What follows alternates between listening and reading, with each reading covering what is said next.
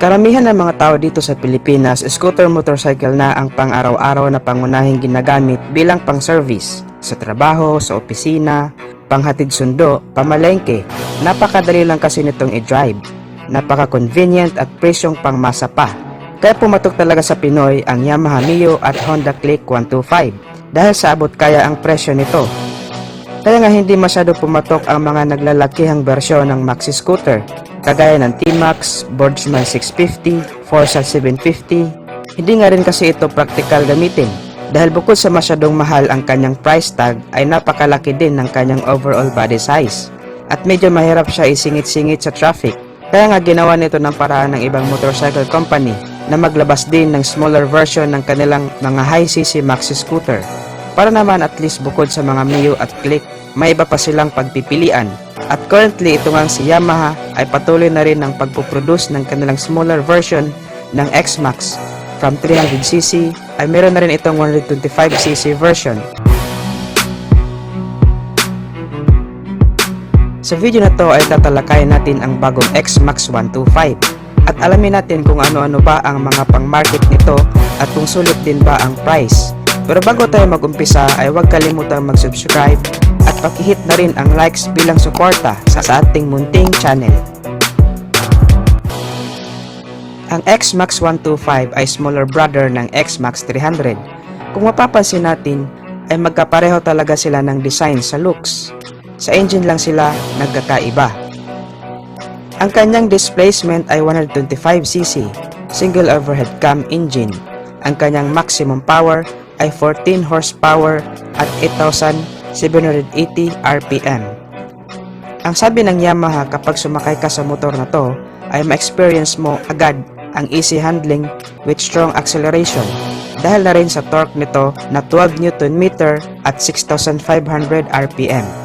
Ganito kalakas umarangkada ang single overhead cam na type ng makina. Kaya for sure, masasapawan na talaga hindi lang ang Honda Click 125 pati na rin ang sarili nitong produkto na Yamaha Mio series dito sa makabagong X-Max na to. Kapag nagbabiyahe tayo, papuntang trabaho or long distance driving ay hindi talaga natin maiwasan ang mabuhangin, mabasa, malangis o in short, madulas na daanan.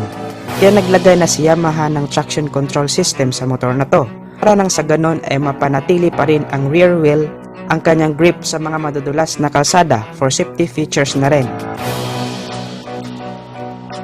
Minsan mahirap din basta na lang ipatong o iwan na lang ang ating helmet sa motor dahil posible itong manakaw. Ang solusyon naman ni NMAX dito ay mas nilakihan pa ang underseat compartment na kasya ang hindi lang isa kundi dalawang helmet. Sa looks naman ay walang duda na napakaangas talaga ang design ng motor na to. Lahat tayo agree dyan. Kahit saang anggulo mo siya tingnan ay mapapawaw ka talaga.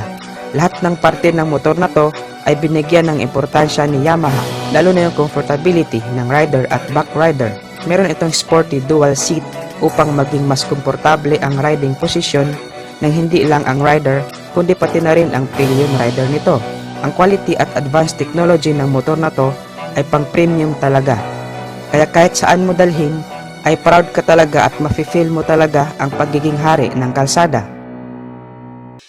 Meron itong 13 liters of fuel tank capacity at dahil nga meron na rin itong blue core na trademark na ni Yamaha sa kanyang mga scooter, samahan mo pa ng VVA o variable valve actuation ay mas pinapatipid pa nito ang kanyang fuel consumption na nakakatakbo ng 43 kilometers per liter.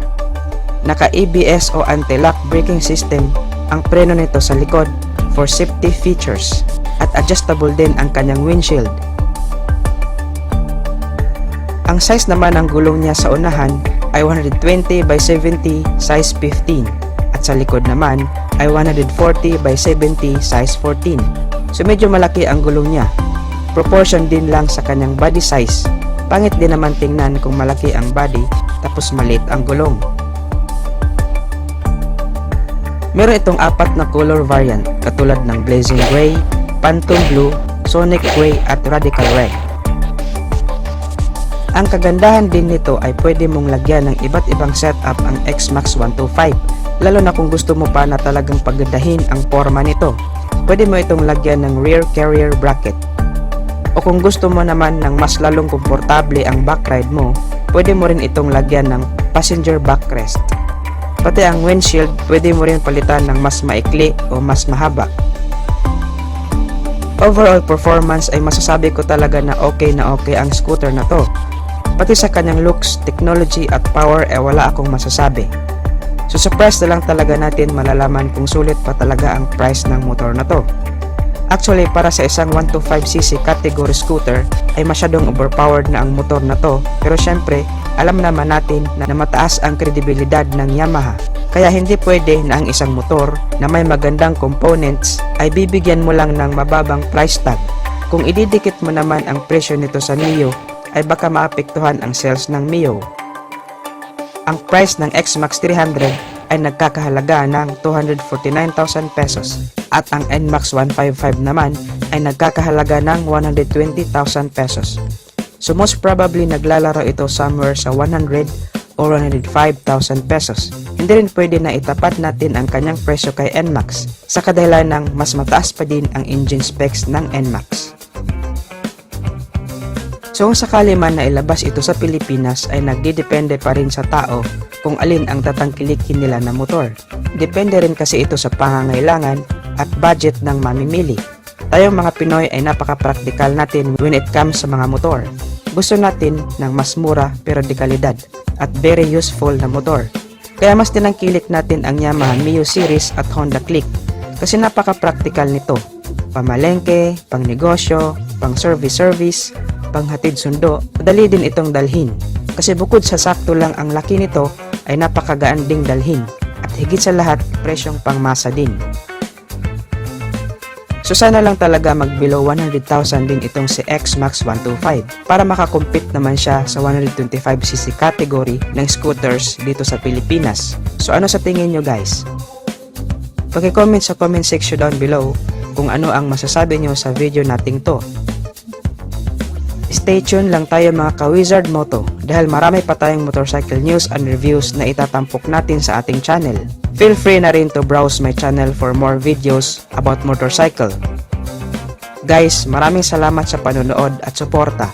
Ang channel na to ay para sa'yo. Ride safe lang as always and God bless.